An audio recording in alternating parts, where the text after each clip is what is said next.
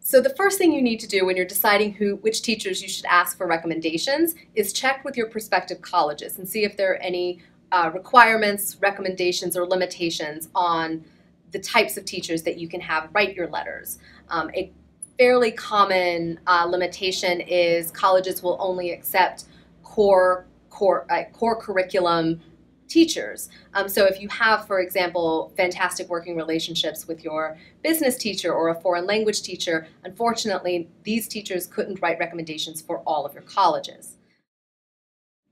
You also want to pick teachers who've taught you or at least supervised you in an extracurricular activity in 11th or 12th grade. They can have taught you before, but they also need to be teaching you in 11th and 12th grade.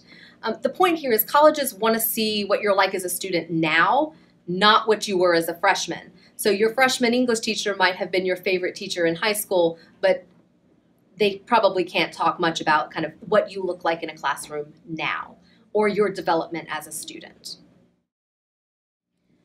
So assuming that you have met the requirements required of the universities, the next thing to do is to try to keep in mind that you want teachers from different types of classrooms to write your recommendations. So if you're writing 2 recommendation letters, it is highly recommended that one of them be from a humanities teacher, so like an English or a history or maybe a government or civics, and the second be from a STEM field subject, so math, a science classroom, especially one with a lab, or a kind of physics classroom.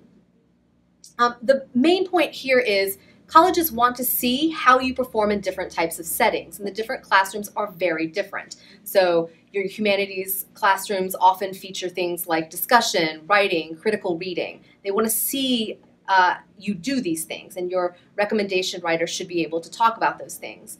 For the STEM fields, they want to see how you perform in labs, how you deal with quantitative reasoning, how you deal with a different type of probably more lecture-style course. And they want to see these things. And the best way to illustrate that is to have teachers from different disciplines write your different letters of recommendation. Above all, though, and this should be the rule that you kind of adhere to above all of the other ones, is pick a teacher who's going to recommend you highly.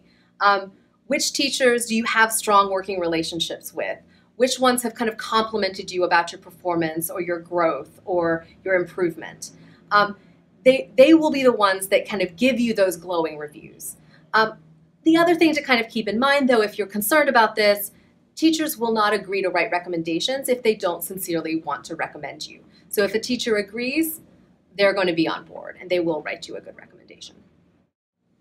If you have any questions about your letters of recommendation or applying to colleges, please leave a comment below or subscribe to our YouTube channel.